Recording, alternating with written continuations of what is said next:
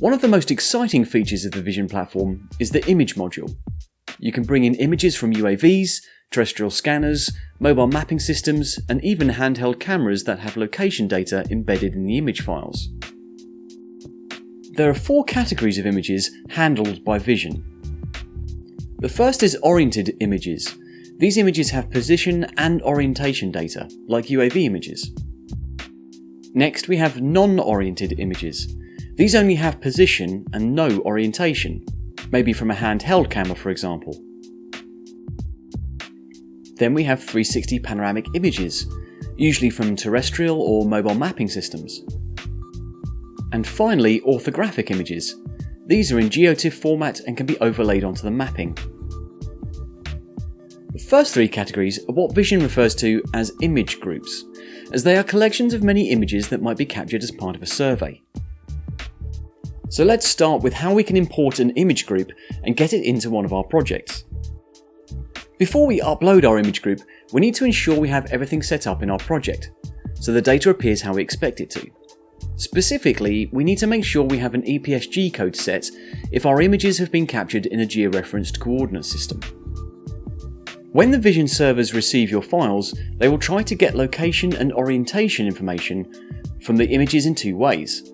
Firstly, from the embedded metadata of the image, and secondly, from any text or CSV file that you have uploaded with the image group, with the latter taking priority if there is any duplication.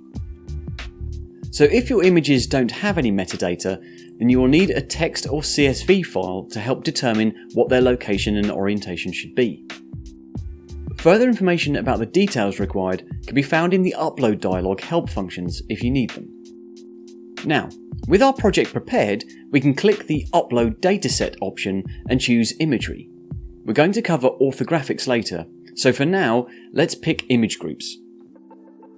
Firstly, we'll see a screen that reminds us of the types of image groups that we can upload. Click Proceed to continue. Now we can choose the settings we need.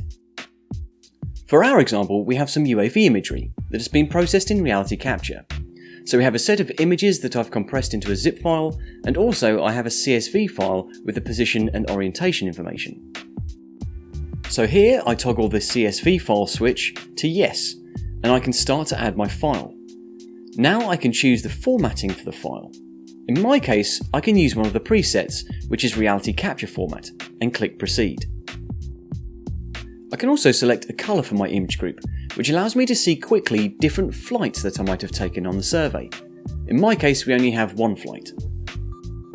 And finally, I can select a date that they were captured for reference later. Now I can drag and drop my zip file to the upload area and upload the file. It is important to ensure that you don't have any folder or subfolders in the zip files you upload, as this will cause the conversion to fail. The zip needs to contain only images. Once the conversion is completed, you should receive an email to state it as finished, but it shouldn't take more than about an hour for even large sets of images. After completion, we can open a task for our project and then enter the data management area of the 3D view to find the project datasets tab. This is where any data uploaded to the projects gets saved. We can change over to the imagery tab and find our dataset. Clicking the Add to Project button adds it to the view. Usually you would have some point cloud, model or mesh data to accompany the image group to help give context as well. You can now save a version of the scene, and the next time you open the task it will show you this version. With image groups active in the view, you get a suite of additional tools which appear at the bottom centre of the screen. These change a little depending on what image type you are viewing, but let's go through these ones here. The first button on the left shows or hides the image groups and can be toggled as required. Next we have Resize, which allows you to adjust the size of the image pyramids to something that suits your dataset. This is really handy when you have thousands of images in your image group. Then we have the Pinpoint tool, which allows you to select a location on a point cloud, model or mesh, and it will filter the image group to show only those images that have line of sight to that location. On the end we have the Filter command, and this allows us to bring up the filter dialog to change what filters we have set on the image group. We'll cover this in a bit more detail in a second. Now in the 3D view, we can also select one of the image pyramids, and it will take us to that camera location and align us to the image. When your data is converted, it is optimized to allow high-resolution imagery to be streamed into the 3D view, so you can zoom right into the image and inspect it in the 3D scene. You'll notice that the toolbar has changed a little as well. We now have some additional tools.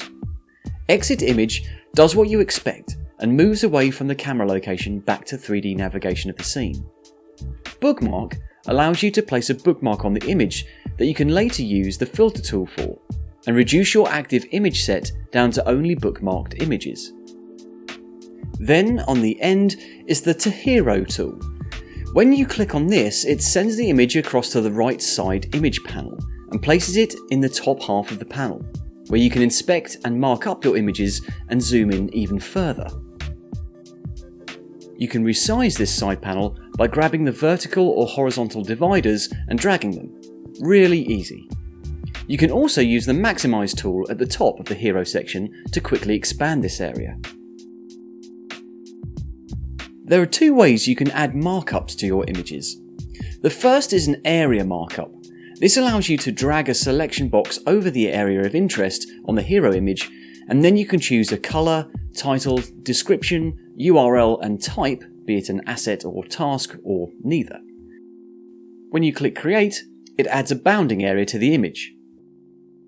The other markup option is to use an icon. This is a similar process, but you get to choose the icon and its colour to place on the image. These markups are now associated with this image. In the lower part of the side panel, you can click on the Comments button and it will show you the comments for the selected image.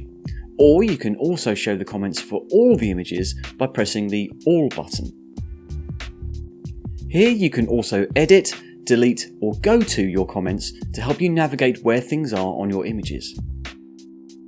When you save a version of your scene, then these markups get saved to your images as well, so the next time you launch this version, you see the markups.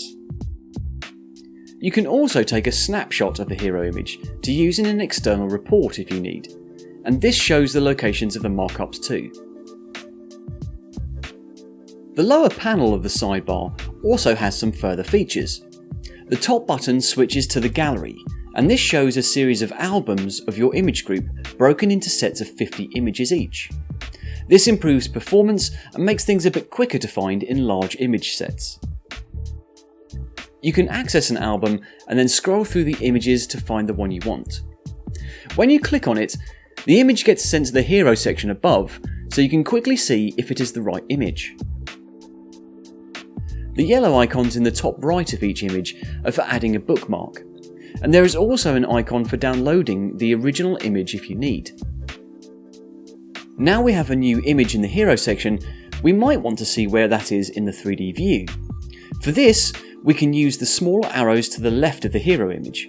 These allow us to bring an image from the 3D view to Hero, or go from the Hero to the 3D view. You can also swap them or press the down arrow to send the Hero image to the lower panel. This gives you real flexibility to view and interact with your image groups as you want to. Back to the lower side panel, we can click the Info icon to get information about the Hero image, and we also have the Filter button again. Let's open this up now, and we can filter our image group. There are 6 types of filter you can apply. Bookmarks. This allows you to filter any images that have bookmarks added. Markups. Here you can select which colour markups you are searching for and filter for those. Text search. Here you can type in a search word or phrase and any images with that in their comments will be filtered for you. Image group. If you have multiple flights or image group types in your scene, you can filter based on their colour or select to see only every nth image of that dataset. This is really useful when you have thousands of images in a set and need to reduce those down quickly. Finally, we have asset or task. And you can filter by asset or task to quickly get images that have markups that have been labelled with either an asset or task information.